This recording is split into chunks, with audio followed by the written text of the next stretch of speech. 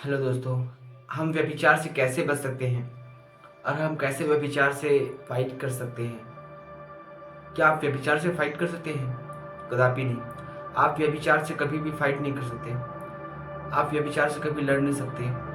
आपको व्यभिचार से दूर भागना होगा, क्योंकि अगर आप किसी सुंदर लड़की या लड़की को देखकर अपने मन में किसी भी प्रकार की अश्लील भावना को सोचते हैं या बुरे बुरे विचार को सोचते हैं, तो आपने शारीरिक रूप से तो व्यभिचार नहीं किया, लेकिन आपने मन से यानी आत्मा से व्यभिचार कर दिया। क्योंकि बाइबल का वचन कहता है कि यदि तू किसी स्त्री पर कुदृष्टि करे तो तू मन में व्यभिचार कर चुका है। आप सभी भाई बहनों को जय मसीह की। दोस्तों, तो मैं आपको यही बताना चाहता हूँ कि यदि आप शरीर से व्यभिचार तो नहीं कर रहे हैं, लेकिन अगर आप अपने मन से व्यभिचार कर रहे हैं तो ये भी व्यभिचार ही है। दोनों एक समान है।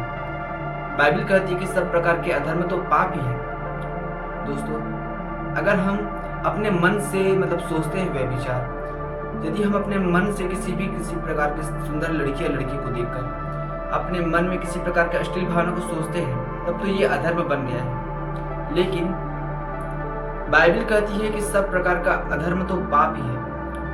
अब हम इस पाप से हम कैसे छोड़ें, दूर भागें? इस पाप से हम कैसे बचें? तो मैं आपसे कहना चाहता हूँ कि इस पाप से हम कभी लड़ नहीं सकते। व्यभिचार एक मीठा जहर है। आज के इस आधुनिक युग में व्यभिचार ने लोगों पर कब्जा बनाया हुआ है। अच्छे से अच्छे लोग भी इस पाप में घिरे हुए हैं। तो इस पाप से हमें छुटकारा कैसे मिलना चाहिए? हमें किस प्रकार से इस पाप से विजय पा सकते हैं? तो सबसे पहले तो मैं आपको ये कहना चाहता हूँ कि आप हर दिन बाइबल को पढ़िए, प्रार्थना करते रहिए और जितना हो सके आप अपने फोन से दूर रहिए। फोन का इस्तेमाल भी कीजिए, लेकिन केवल अच्छी चीजों के लिए। देखिए, मैं आपसे कहना चाहता हूँ कि फोन आपको स्वर्ग भी लेके जा सकता है और नर्क भी लेके जा सकता है। पूछिए कैसे? तो मैं आपसे कहना चाहता हूँ, अगर आप अपने फोन में आप अच्छी अच्छी चीजों को देखते हैं, मसीही वीडियो को देखते हैं, मसीही संगीत को सुनते हैं, तो उससे आपकी आत्मा को बल मिलता है। सॉन्ग से, वचनों से आपकी आत्मा को ताकत मिलती है। उसकी बजाय अगर आप अपने फोन में गंदी गंदी पिक्चर्स, फोटो और वीडियो देखते हैं, सिनेमा देखते हैं और गलत गलत वीडियो को देखते हैं, तो ये आपके आत्मिक जीवन को बर्बाद कर देगा। मेरे कहने का मतलब है कि ये आपके जीवन में शैतान ऐसे गंदगी को लाएगा जो आपको परमेश्वर से बहुत दूर कर देगा। और व्यभिचार से हम कभी भी लड़ नहीं सकते। अगर आप ऐसा सोचते हैं कि आप व्यभिचार से फाइट कर लेंगे, तो ये आपकी सबसे बड़ी गलतफहमी है। आप व्यभिचार से कभी भी लड़ नहीं सकते। आपको व्यभिचार से दूर भागना होगा। आपको अपना मुंह हटाना पड़ेगा, अपना मन हटाना पड़ेगा व्यभिचार से। मैं आपको बताना चाहता हूँ, व्यभिचार 3 प्रकार का होता है। पहला व्यभिचार क्या है? यदि हम अपने मन से किसी भी सुंदर लड़की या लड़की को देखकर मन में किसी भी प्रकार की अश्लील भावना को सोचते हैं, तो ये व्यभिचार है। ये तो हो गया पहला व्यभिचार। और दूसरा व्यभिचार, शादी से पहले लड़की या लड़का गलत काम करते हैं, संबंध बनाते हैं, तो ये भी व्यभिचार है। वो शारीरिक व्यभिचार वो हुआ दूसरा व्यभिचार। और तीसरा व्यभिचार, आज के आधुनिक युग में बहुत सारे लोग इस पाप में डूबे हुए हैं। मेरे बोलने से कुछ नहीं बनता, क्योंकि आप लोग जानते हैं बाइबल का वचन कहते हैं कि यदि तेरा दाहिना हाथ तुझे ठोकर खिलाए तो उसे काट कर फेंक दे। दाहिना हाथ हमारा क्या करता है? कौन सा पाप करता है? आजकल बहुत सारे लोग मास्टरबेशन के पाप में फंसे हुए हैं। बाइबल के अनुसार ये काम करना पाप है। अगर आप ऐसे करते हैं तो छोड़ दीजिए। परमेश्वर के वचन को पढ़िए कि उसमें क्या लिखा है। यदि तेरा दाहिना हाथ तुझे ठोकर खिलाए तो उसको काट कर फेंक दे। लेकिन आजकल हो क्या रहा है कि ये सब पाप लोग कर रहे हैं, जानबूझकर कर रहे हैं। लेकिन ये पाप है, तो अब हम इस पाप से कैसे आजाद हैं? मेरे कहने का मतलब है कि हम इस पाप से कैसे छुटकारा पाए। मैं आपसे कहना चाहता हूँ कि हमें ज़्यादा से ज़्यादा वचन पढ़ना चाहिए। अगर हमको बोर या नींद भी लग रहा है तो हमें जानबूझकर वचनों का मनन करना चाहिए। दूसरी बात, हमें प्रार्थना करनी चाहिए।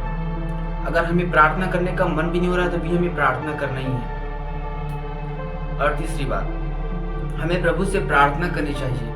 देखिए, हम तो कुछ नहीं कर सकते, हम तो मिट्टी की रचना है। हम प्रभु यीशु को कुछ नहीं दे सकते, हम उसको कुछ भी नहीं दे सकते सिवा अपने दिल के और हमारे जीवन के और धन्यवाद के। हम यीशु मसीह को सिर्फ यही दे सकते हैं। हमारे पास कुछ भी नहीं। उस खुदाबंद ने तो हमें खुद मिट्टी से बनाया है, उसने हमें बनाया है, हम एक मिट्टी की रचना है, तो हम उसको क्या दे सकते हैं? हम सिर्फ उसको धन्यवाद और अपना दिल दे सकते हैं। क्या आपने अपना जीवन, अपना दिल यीशु को दिया है? मैं आपसे कहना चाहता हूँ कि अपने आप को यीशु के हाथ में छोड़ दीजिए। और आपसे मैं कहना चाहता हूँ कि यीशु मसीह को खुद यीशु मसीह पर खुद को सौंप दीजिए और रोज प्रार्थना कीजिए और किसी भी बात की चिंता मत कीजिए। वचन को फैलाने से मत डरिए। देखिए, मैं जब स्कूल में पढ़ता था तो लोग मुझसे बहुत ज़्यादा नफरत करते थे, क्योंकि मैं यीशु पर विश्वास करता था। कोई मुझसे ढंग से बात नहीं करता था, लेकिन फिर भी मैं यीशु मसीह का इनकार नहीं करता था। लोग मुझे मारते थे। मैं छोटा था मैं छोटा था तब मेरी क्लास में, तब भी मैंने यीशु मसीह को इनकार नहीं किया। तब भी हम कुछ न कुछ पाप में फंसे हुए हैं। तब भी यीशु मसीह हमें समय देता है ताकि हम अपने पाप से छूट सकें। और इसमें सबसे बड़ा पाप अभी लोग डूबे हुए व्यभिचार में, और इस व्यभिचार से हमको छुटकारा पाने के लिए हमको खुद आगे बढ़ना होगा। अगर आप ऐसा सोचते हैं कि यीशु मसीह मुझे बचा लेगा, हाँ वो तो बचा लेगा, लेकिन आपको भी अपने कदम बढ़ाने होंगे। अपने फ़ोन से आप दूर हो जाइए। अगर आपके सामने किसी भी प्रकार की गलत बातें चलती हैं, किसी के मुंह से अश्लील बातें चलती हैं, तो कृपया करके वहाँ से दूर हो जाइए। अगर आप फ़ोन देखते हैं, अगर आपके फ़ोन के सामने किसी भी प्रकार की गलत दृश्य आ जाए, तो प्लीज़ नोटिफिकेशन को ऑफ कर दीजिए और जितना ज़्यादा हो सके गलत संगति से दूर हो जाए।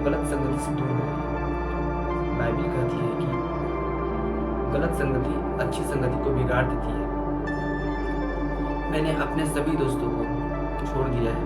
मैं अपने किसी भी दोस्त से बात नहीं करता, क्योंकि मैं जानता हूँ कि अगर मैं उनके साथ रहूँगा तो मेरे मुंह से भी व्यभिचार की बातें निकलेंगी और बहुत सारी गलत बातें निकलेंगी।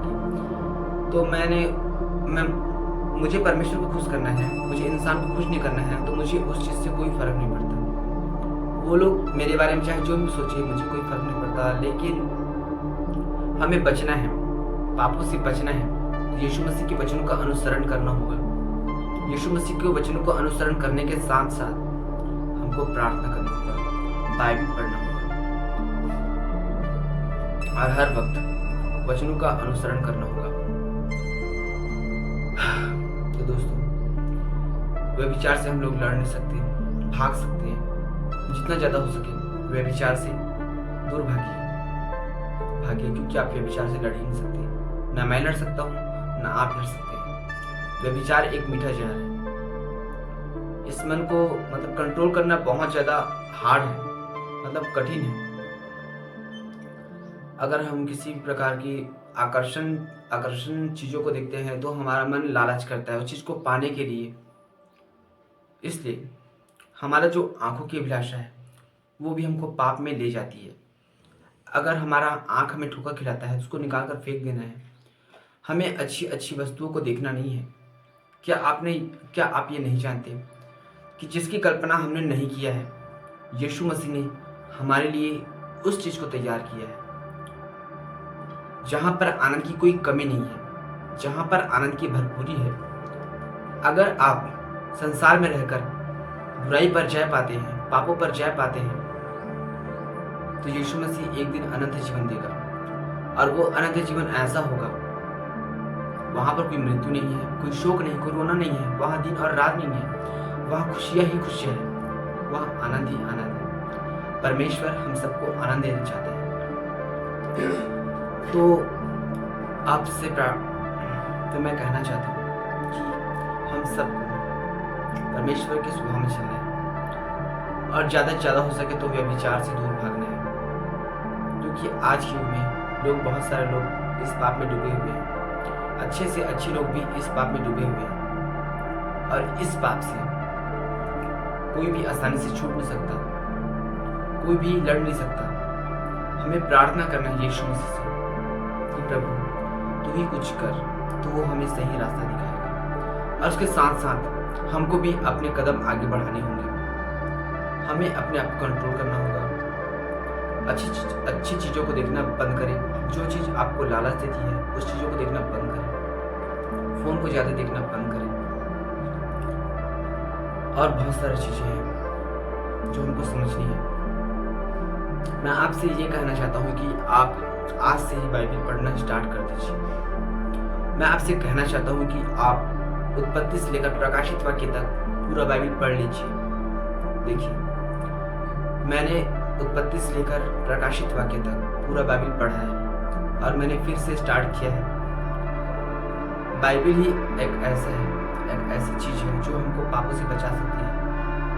परमेश्वर का वचन जीवित और प्रबल है। परमेश्वर का वचन यीशु मसीह है जो हमसे बात करती है। अगर आप कहते हैं कि हम तो इतना प्रार्थना करते तो यीशु मसीह हमसे बात नहीं करता, यीशु मसीह हम सबसे बात करता है।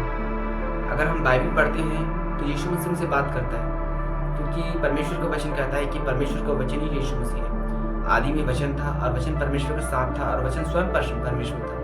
और बाइबल में ये भी लिखा है कि परमेश्वर का वचन यीशु मसीह है, यानी कि यीशु ही परमेश्वर है, परमेश्वर ही यीशु है, परमेश्वर ही पिता, पुत्र और पवित्र आत्मा है। वो त्रिएक परमेश्वर है, जो था, जो है और जो आने वाला है। जो था मतलब जो हमेशा से है, जो आदि से है, जिसका नाम यहोवा है। जो था, जो है, अभी क्या है, पवित्र आत्मा है। इस संसार में जो है, जो काम करे लोगों पर अनुग्रह देता है, बार बार हमको शांति देता है, बार बार मौका देता है। और तीसरा है जो आने वाला है, वो हमारा उद्धार करता प्रभु यीशु मसीह आने वाला है। जो था, जो है और जो आने वाला है। आप यहोवा परमेश्वर से प्रार्थना कीजिए कि प्रभु यीशु हम सबको, हमें, मुझे व्यभिचार से बचाइए। हे प्रभु, अगर व्यभिचार हम पर, हमारे मन में कोई अटैक करता है तो प्रभु अपने वचनों को हमारे मन में डालिए ताकि हम आपका भय मानें और आपकी आज्ञाओं पर चल सकें। अगर आप ऐसा प्रार्थना करते हैं तो परमेश्वर आपको इस बात से आज़ाद करेगा।